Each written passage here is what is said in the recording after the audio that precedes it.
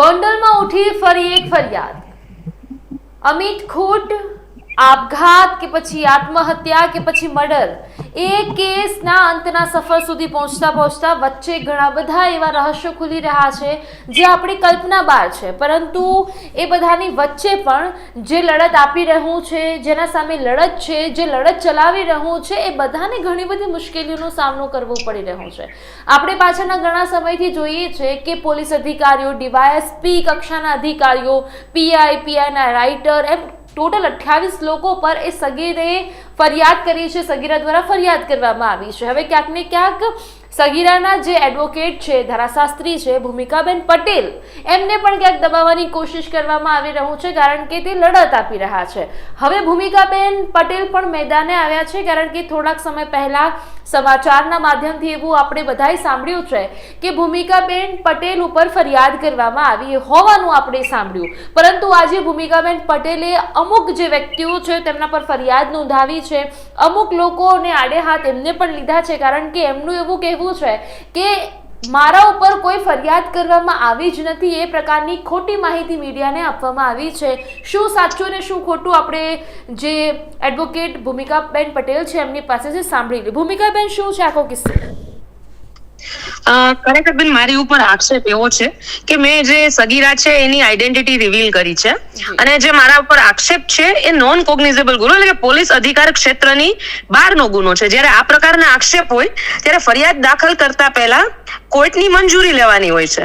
એટલે મારા વિરુદ્ધ હજુ કોઈ ફરિયાદ દાખલ થઈ જ નથી, અને મને તો ખ્યાલ જ નહોતો ફરિયાદ દાખલ થઈ। એટલે મેં તપાસ કરી તો મને ખ્યાલ આવ્યો કે જે ગોંડલ તાલુકા પોલીસ સ્ટેશન છે ત્યાંથી માત્ર ને માત્ર કોર્ટની અંદર એક અરજી કરવામાં આવી છે કે ભાઈ આમની વિરુદ્ધ ગુનો દાખલ કરવો છે તો અમને પરમિશન આપો। એમાં પણ એમની પાસે કોઈ એવા સપોર્ટિવ એવિડન્સ નથી, તેમ છતાંય, અને ફરિયાદ દાખલ કરવાની હજુ બાકી છે, ગુનો હજુ દાખલ થયો જ નથી, તેમ છતાંય એમણે પોતાના લેટર હેડ ઉપર ગુજરાત પોલીસનો સિમ્બોલ યુઝ કર્યો છે, ગુજરાત ગોંડલ તાલુકા પોલીસ સ્ટેશનનું લેટર હેડ યુઝ કર્યું છે, અને પોતાની સત્તાનો દુરુપયોગ કરી અને જે આ પોલીસ છે જેની અંદર મારી જે ફરિયાદ છે એ રેન્જ આઈજી છે અશોક કુમાર યાદવ, એસપી છે હિમકરસિંહ, ડીવાયએસપી છે કેજી ઝાલા, પીઆઈ છે એડી પરમાર છે, એએસઆઈ ગુણવંતભાઈ વાલાની છે, અને પીએસઆઈ આરજે જાડેજા છે, આ બધાએ ભેગા મળી અને મારી પ્રતિષ્ઠાને હાનિ પહોંચાડવા માટે કે હું આ લડત મૂકી દઉં અને મારી છબી સમાજમાં ખરડાય એના માટે થઈ અને આવી ખોટી પ્રેસની જે પ્રેસ નોટ બનાવી છે ને બધા પ્રેસમાં આપેલી છે।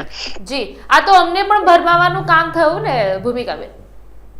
હા જી, ચોક્કસ મીડિયાને, સામાન્ય લોકોને, તમામ લોકોને ગેરમાર્ગે દોરવાની વાત થઈ, કારણ કે નોન કોગ્નિઝેબલ ગુનો હોય એની અંદર ફરિયાદ ગુનો દાખલ કરી જ ન શકે પોલીસ કોર્ટની મંજૂરી વગર। એમણે કોર્ટ પાસે મંજૂરી માંગી છે, પણ હાલની તકે એ જે અરજી છે એ પેન્ડિંગ છે, તો એમને એટલી બધી શું ઉતાવળ હતી, મને તો એ નથી સમજાતું એમને એટલી બધી શું ઉતાવળ હતી કે કોર્ટના ઓર્ડર સુધી રાહ ન જોઈ શક્યા, અને એમને મારી સાથે એટલી બધી અંગત દાવત હતી કે એ પહેલા જ એમણે પ્રેસમાં દરેક જગ્યાએ રિલીઝ કરી દીધું કે એમના વિરુદ્ધ ગુનો દાખલ થયો છે, ગુનો દાખલ થયો છે, ગુનો દાખલ થયો છે। બિલકુલ જી, તો ભૂમિકાબેન હવે શું લડત? કારણ કે હવે તમને ખબર પડી ગઈ કે ભાઈ નોન કોગ્નિઝેબલ જે ફરિયાદ છે તે કરવામાં આવી છે, તો હવે તમારા કેવા પગલા? મેં આજે ગોંડલ કોર્ટમાં ફરિયાદ દાખલ કરી છે। ફરિયાદની અંદર મારા આરોપ છે ડિફેમેશનના છે, ક્રિમિનલ ડિફેમેશનના, ખોટું ડોક્યુમેન્ટ ફ્રેમ કરવાના, અને પ્લસમાં જે કાયદેસરની જે પ્રક્રિયા અનુસરવી જોઈએ છે એ નથી અનુસરી, એ તમામ પ્રકારના આરોપો સહિતની આજે મેં ફરિયાદ દાખલ કરી છે, અને એમાં ચોક્કસ રિઝલ્ટ આવશે, કારણ કે આ તો છે ને શું કહેવાય, બોલતા પુરાવા છે।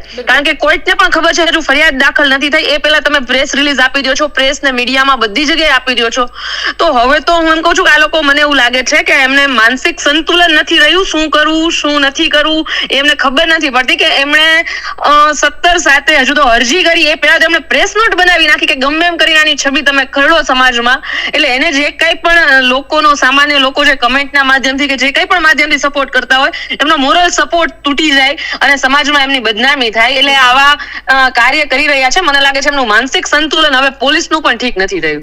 બિલકુલ જી ભૂમિકાબેન, આપ અમારી સાથે જોડાયા અને અમને પણ કહ્યું કે ભાઈ ખરેખર પોલીસ દ્વારા આ પ્રકારનું કૃત્ય કરવામાં આવી રહ્યું છે, કારણ કે અમને જે પ્રેસ નોટ આવી હતી એ જ અમે પણ અમારા દર્શક મિત્રોને બતાવતા હોઈએ છીએ, પણ આજે ખબર પડી કે ગોંડલ પોલીસે લેટર પેડનો ઉપયોગ કરીને ગુજરાત પોલીસનું જે સિક્કો છે તે મારીને આ મીડિયાને પણ ભરમાવાની વાતો પોલીસ દ્વારા કરવામાં આવી।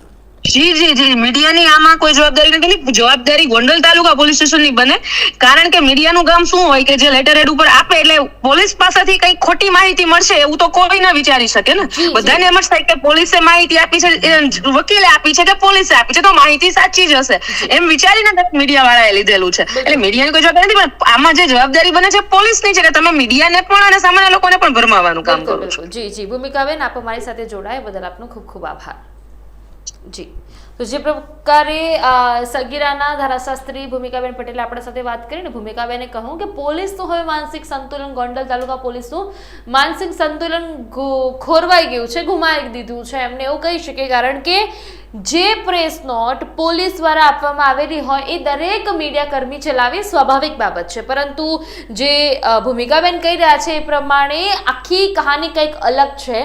એટલે હવે આ કહાની કયા મોડ પર જઈને અટકે છે તો આવનાર સમય બતાવશે.